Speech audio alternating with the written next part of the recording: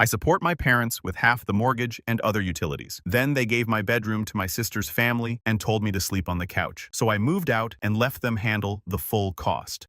I was standing in the middle of folding laundry in what used to be my room when my mother appeared in the doorway with that particular expression I'd learned to dread. The look that meant a decision had already been made, and my opinion wasn't part of the equation. "We need to talk about your sister's situation," she said, arms crossed. "Emma and Marcus need a proper bedroom for themselves and the boys. They can't keep everyone crammed in the den." "You understand, right?" I stopped mid-folding clothes, a shirt still in my hands. "Okay," I said carefully. "Are they looking at places nearby?" Mom's expression tightened. "Well, that's what we wanted to discuss. It makes more sense for you to take the couch for now, just until they get on their feet. You're single. You don't need all this space for one person." The shirt dropped back into the basket. That conversation was 3 years ago, but it plays in my head with perfect clarity whenever I walk past the building that used to feel like home. What my parents called a temporary arrangement and family helping family had a much simpler name. When you looked at the bank statements and utility bills, it was financial exploitation dressed up in guilt and obligation. And it took me losing a bedroom to finally see the whole picture clearly enough to walk away. Let me back up and explain exactly how I ended up paying half a mortgage for the privilege of being told I was lucky to sleep on furniture. My name is Jordan, and when this story starts, I was 28 working as a data analyst for a mid-sized logistics company. Good job, stable income, the kind of setup that should have meant independence and my own place. Instead, I was living in my childhood home, sharing space with parents who had spent the better part of a decade treating my paycheck like a family resource they were entitled to manage. The arrangement started when I was 21, fresh out of college with my first real salary, an amount of student loans that made renting seem impossible. My parents had just bought the house, a decent 3-bedroom in a quiet neighborhood, and they pitched it as a win for everyone. "Stay with us," Dad had said. "Save money, pay down those loans. We'll keep your old room exactly how it was. Just help out a little with expenses until you're ready to move out." Help out a little turned into something very different within the first 6 months. It started with utilities. "Could you cover the electric this month?" Mom asked. "Your father's overtime got cut, and we're a bit short." Then groceries. "Since you're going to the store anyway, could you grab everything on this list? We'll settle up later." Later never came. By year 2, I wasn't helping out a little. I was covering half the mortgage payment every month, half the utilities without fail, and about 70% of the household groceries. Because my parents had discovered that you eat more because you're younger and your metabolism is faster was an argument I couldn't easily disprove. I mowed the lawn every weekend. I shoveled snow in winter. I picked up my younger sister from high school and later from her part-time job when my parents weren't feeling up to the drive. I assembled furniture, fixed leaky faucets, and troubleshot every tech problem that cropped up in a house where no one else wanted to read an instruction manual. On paper, I was an adult child living at home. In reality, I was an unpaid property manager who also happened to fund half the operating costs. The pattern was so gradual, I didn't notice it becoming permanent. A request here in emergency. They're always framed as temporary, always paired with some variation of "we'll pay you back," or "just this once," or "family takes care of each other." I remember one particular incident from year 3. My car needed new tires, a genuine safety issue that couldn't wait. I'd been saving for it, had the money set aside in my account. Then Dad's truck broke down. Major repair over $2,000. And their savings account was empty from a vacation they'd taken the month before. We wouldn't ask if it wasn't serious. Mom had said, "We can't get to work without the truck. You understand." I understood.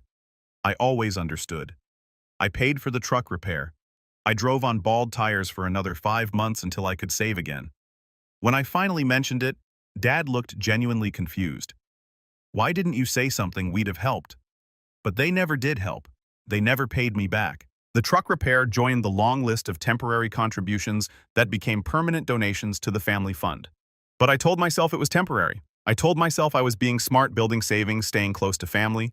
I told myself that the reason I never seemed to save much despite having no rent was just because I wasn't budgeting well enough. The truth was simpler and uglier. Every time I started to build a cushion, some family emergency appeared. A car repair my parents couldn't quite cover. A dental bill that insurance didn't handle. A loan to my sister for textbooks that was never discussed as something I'd get back. I paid because that's what family does. I paid because saying no meant being selfish. I paid because my parents had raised me to believe that independence was something you earned by proving you'd sacrifice it first. By year 5, I'd stopped even tracking what I was owed.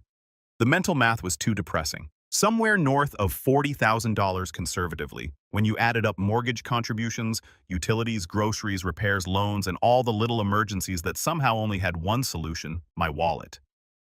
What I didn't know, and what became critically important later, was exactly whose name sat on the mortgage documents and why that mattered more than anyone realized. When my parents first tried to buy the house, their credit wasn't good enough. My dad had a history of late payments from a rough patch years earlier, and my mom had medical collections from before they had decent insurance. The bank looked at their application and said, no. That's when they came to me with a folder full of papers and an explanation that sounded so reasonable at the time.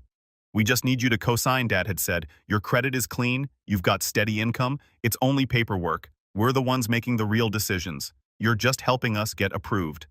I was 21. I trusted them. I wanted to help. I signed. My name went on the mortgage next to theirs. My name went on the homeowner's insurance policy as an owner-occupant. My credit took on the risk of a loan I was assured I'd never actually have to manage. The loan terms were better because of me. The interest rate dropped because the bank saw a younger borrower with good credit and stable employment living in the property as a primary resident. The insurance premiums were lower because I was listed as someone who occupied and maintained the home. I was the financial scaffolding that made their house affordable, and I didn't even realize it. For 7 years, that setup worked in their favor. I paid half the mortgage, kept the house presentable, and never asked uncomfortable questions about why my helping out had calcified into a permanent financial obligation. My parents got a home they couldn't have qualified for a loan, and I got the comfort of believing I was doing the responsible, mature thing by staying and contributing. Then my sister decided she needed to save money too.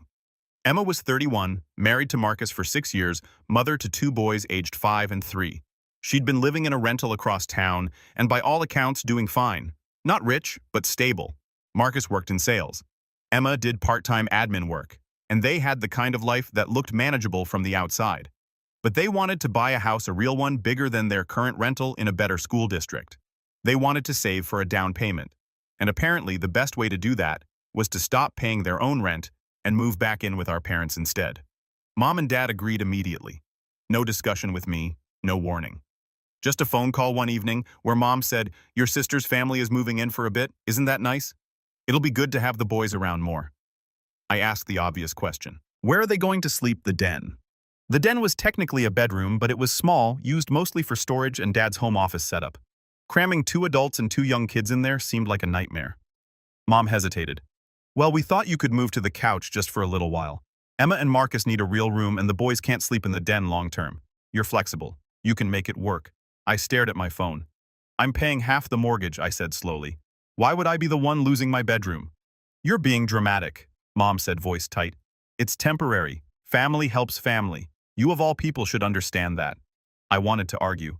I wanted to explain that temporary and family helps family had already cost me 7 years and tens of thousands of dollars. I wanted to say that maybe Emma and Marcus should keep paying their own rent if they wanted their own bedroom, but I didn't. I said I'd think about it, and I hung up. 2 weeks later, Emma's family moved in. The den got converted into a boys' room with bunk beds and toy bins. Emma and Marcus took my bedroom, my bed, my desk, my closet. All of it cleared out and reassigned like I'd been a guest whose stay had simply run its course. My belongings got shoved into trash bags and stacked in the garage. My clothes lived in a suitcase next to the couch. My privacy became a memory. The first night on that couch, I lay awake until past midnight. The cushions were lumpy, designed for sitting, not sleeping. The living room was never fully dark because of the streetlight outside. I could hear everything. My nephew coughing in the den, my brother-in-law's footsteps in my old room, the toilet flushing, the fridge humming. At night, I lay on a couch in a living room where the TV was on until 11 because Marcus liked to watch late sports. I woke up at 6 when my nephew's cartoons started blaring. I had no door, no walls, no space that was mine. Every morning started the same way. I'd wake to the sound of the coffee maker or my nephews running through the living room.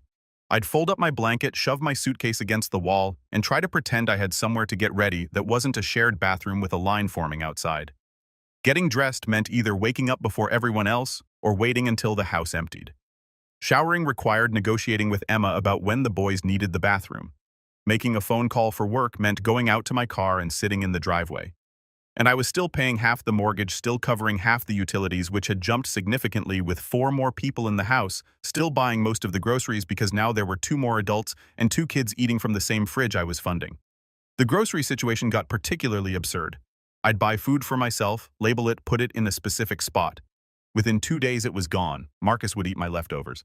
The boys would go through my snacks. Emma would use my ingredients for family dinners. I wasn't invited to plan. When I mentioned it, Mom shrugged. It's just food. Don't be petty. They're family. Petty. That was the word I got when I objected to funding and feeding people who'd taken my bedroom. When I tried to bring it up at dinner one night, Dad cut me off. You're lucky we're letting you stay here as long as we have. He said, most people your age are paying rent somewhere. You've had it easy. A few months on the couch won't kill you. Easy. 7 years of funding their mortgage. 7 years of yard work and school pickups and late-night tech support. 7 years of watching my savings evaporate into family emergencies and temporary loans. And I'd had it easy. Emma chimed in, her voice careful but pointed. We're all making sacrifices. Jordan, Marcus, and I gave up our independence to move back here. The boys had to leave their friends. You're not the only one adjusting. I looked at her, at my sister, who'd voluntarily moved into a house I was paying for, taken my room, and was now lecturing me about sacrifice. I didn't say anything. I just finished eating and went back to the couch. That night, I sat in the dark listening to my brother-in-law snore through the wall of what used to be my room. And I felt something inside me go very still and very cold. I stopped trying to explain. I stopped trying to make them see reason. I opened my laptop and started looking at apartments. The breaking point wasn't loud, it wasn't a screaming match or a door slamming, it was just a quiet, private moment where I finally stopped believing that staying and suffering was the same thing as being a good person. I'd spent years thinking that walking away would make me selfish, that moving out would mean I didn't care about family, that protecting my own money and space and peace somehow made me the villain in a story where I was supposed to be grateful for the chance to sacrifice. But sitting on that couch in a house I'd paid for, but didn't own, in a family that saw me as a resource instead of a person, I realized something much simpler. They were never going to stop taking as long as I kept giving. And I was done giving. The next morning, I started planning my exit like it was a work project. Methodical, quiet, and with a very clear end goal. Get out, cut every financial line, and let that house learn what it felt like when the person they called selfish finally stopped paying. I started during my lunch breaks at work, searching rental listings on my phone in my car where no one could see my screen. I made a spreadsheet of potential apartments, compared prices, calculated what I could actually afford when I wasn't subsidizing 5 other people. The math was eye-opening. My half of the mortgage, $1,200 a month. My share of utilities, groceries, and incidentals, another $600 to $800. Total monthly contribution to my parents' household, roughly $2,000. I could rent a 1-bedroom apartment for $1,300 and still come out ahead. I found an apartment within 3 days. Small 1-bedroom 20 minutes from my office. The landlord was professional, indifferent to my family situation, and only cared that my credit was good and my employment was stable. Both were. I signed a lease. Move-in date 3 weeks. Then I opened a new bank account at a completely different institution, one my parents had no connection to and no visibility into. My paycheck started going there instead of the account my parents had always been able to see. Every auto payment, every bill, every subscription tied to my name and my card got quietly transferred or canceled. I made a list. Mortgage auto draft from my account. Electric bill under my name. Gas bill split with my card on file. Water bill. I'd somehow ended up being primary on internet service in my name. Streaming subscriptions everyone in the house used. Home insurance policy where I was listed as co-owner and occupant. Cell phone plan that covered my parents' phones as well as mine. Grocery delivery service. One by one, I started severing the connections. I changed my direct deposit. I moved money from the old account to the new one in small transfers that wouldn't trigger alerts. I set calendar reminders for when each auto payment would hit and canceled them methodically, one per day, so nothing looked sudden. I didn't announce it. I didn't send a manifesto in the family group chat. I just worked through the list with the same focus I used for data analysis at my job. And I waited for moving day. I bought furniture slowly, carefully, a bed frame from a discount store, a small couch from a colleague who was upgrading, kitchen supplies from thrift stores. Nothing fancy, nothing expensive, just the basics I'd need to build a life that didn't require permission or apology. The night before I left, I packed everything that was actually mine. Clothes, electronics, documents, a few books. I left the furniture my parents had bought years ago. I left the kitchen supplies I'd been told were for the house. I took what belonged to me and nothing else. I moved out on a Saturday morning while everyone was at my nephew's soccer game. I'd volunteered to stay back and catch up on work, which no one questioned because I'd been the reliable one for so long that my presence had become invisible. No dramatic goodbye, no final argument, just boxes, a small rental van, and the quiet satisfaction of knowing I'd never have to ask permission to close a bedroom door again. By the time they got home, I was in my new apartment, sitting on the floor with takeout surrounded by unpacked boxes and the best silence I'd heard in years. Then I made the calls that would change everything. First, I called the mortgage lender. "Hi, I'm calling about the loan for the property at address. I'm listed as a co-borrower and co-owner. I need to inform you that I no longer reside at that property. I've moved out permanently.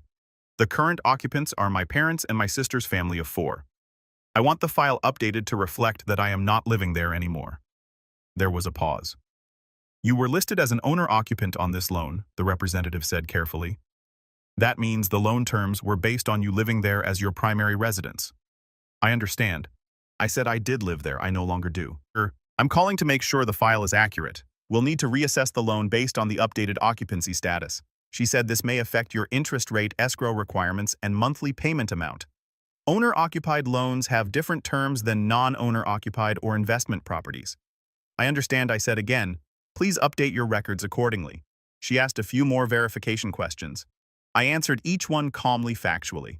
When she asked if the other borrowers were aware of the change, I said simply, "I've informed them that I've moved out.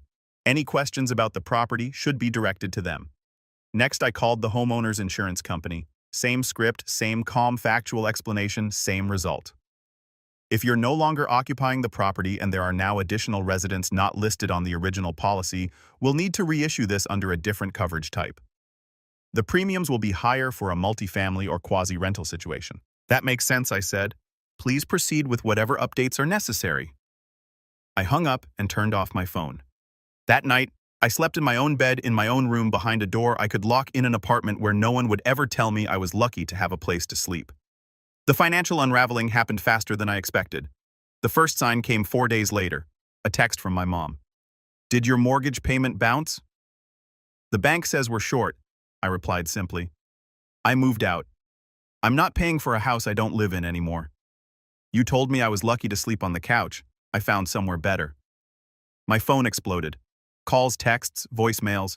My dad, my mom, even Emma chiming in with messages about family and responsibility and how I was abandoning everyone. I ignored most of it. The second wave hit a week later, when the utility bills came due. The electric company sent a notice that the auto payment had failed. The gas company did the same. The internet service got disconnected entirely because I'd canceled the account and transferred it to my new address. Dad left a voicemail. "You need to call me back right now. The power company is threatening to shut off service. The internet is gone. What the heck did you do? I didn't call back." Then came the letter from the bank. My parents called me in a panic. "What did you tell them?" Dad shouted. "They're saying the loan was based on false occupancy information. Our payment is going up by $600 a month. They're talking about an escrow shortage." I kept my voice level. I told them the truth. I don't live there anymore. I'm not an occupant. The loan was set up with me as a resident owner, and that's no longer accurate. They're adjusting the terms to reflect reality. "You can't just do that," Mom yelled in the background. "You signed papers. You made a commitment." I did. I agreed. And I kept it for 7 years while paying half your mortgage, half your utilities, and most of your groceries. Then you gave my bedroom away and called me selfish for not wanting to sleep on the couch I was paying for. I'm not lying to a bank so you can keep cheaper loan terms for a house I'm not living in. Dad's voice dropped into something colder. "We could sue you for this. Breach of contract. Fraud."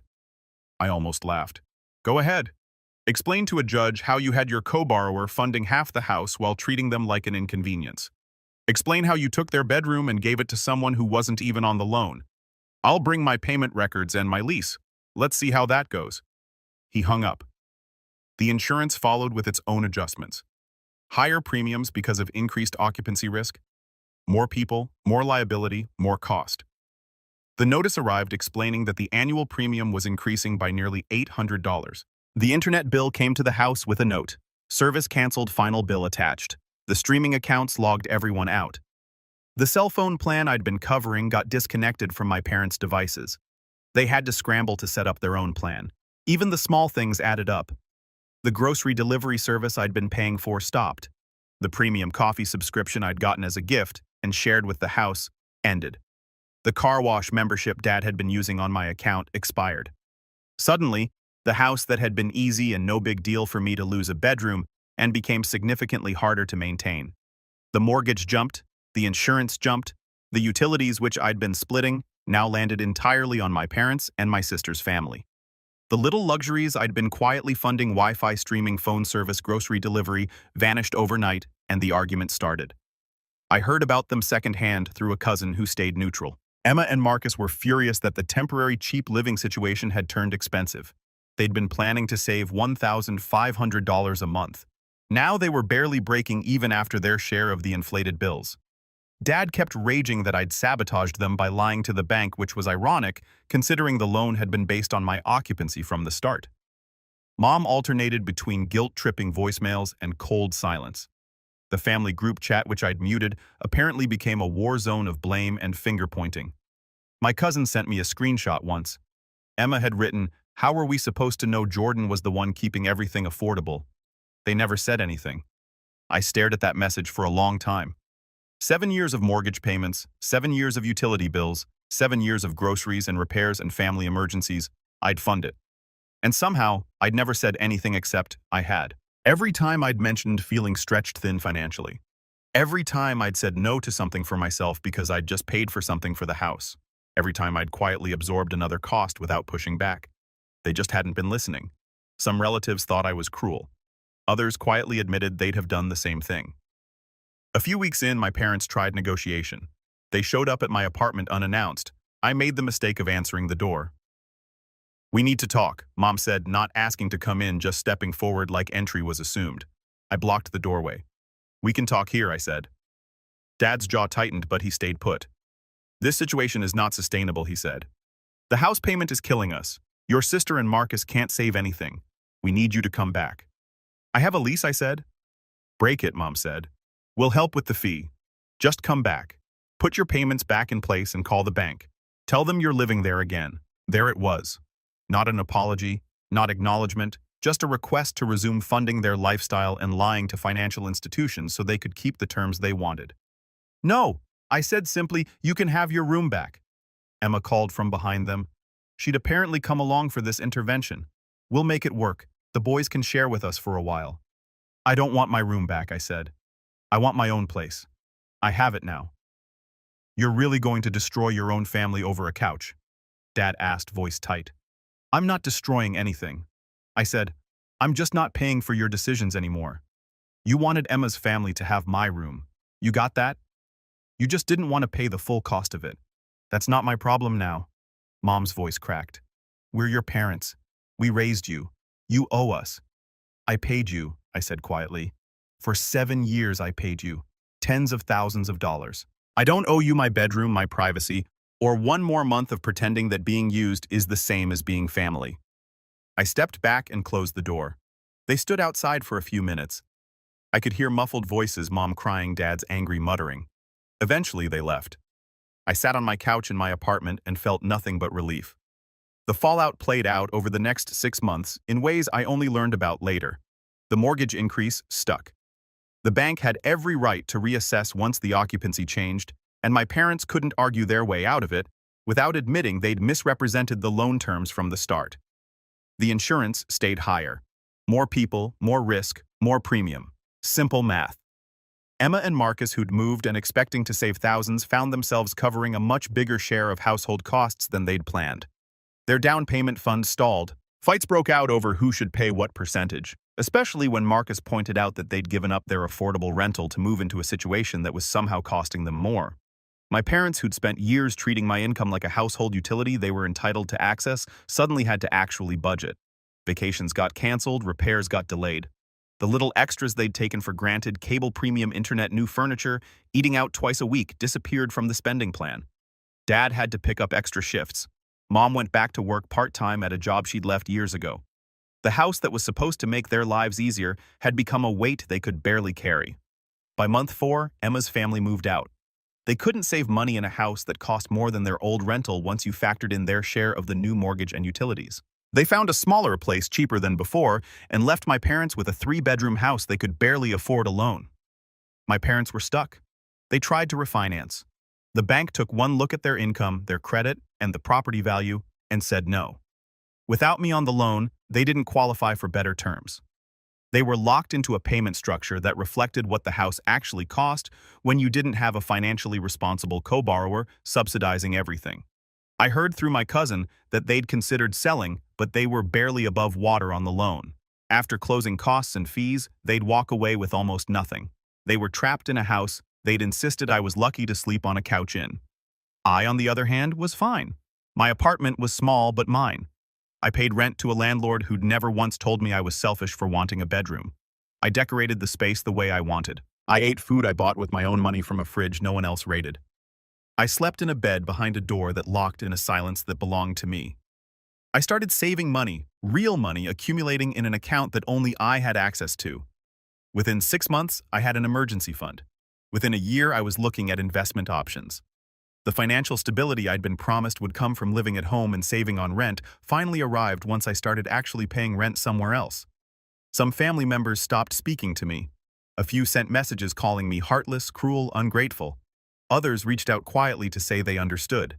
One uncle admitted he'd been in a similar situation decades ago and wished he'd had the guts to walk away sooner. A cousin confessed she'd always thought it was weird how much my parents relied on me financially. I didn't gloat. I didn't send snarky updates or post about it online. I just lived my life, paid my bills, and slowly started to remember what it felt like to make decisions for myself instead of for a family that saw me as an ATM with a pulse. About 8 months after I moved out, I ran into my mom at a grocery store. She looked older, more tired. We made eye contact across the produce section, and for a second, I thought she might walk away. Instead, she came over. "How are you?" she asked, voice careful. "I'm good," I said. "You?" She hesitated. "It's been hard. The house is expensive. Your father is stressed. We didn't realize how much you were covering until it was gone." I nodded. "That was the problem," I said quietly.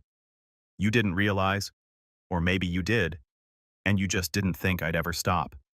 She looked like she wanted to argue, then didn't.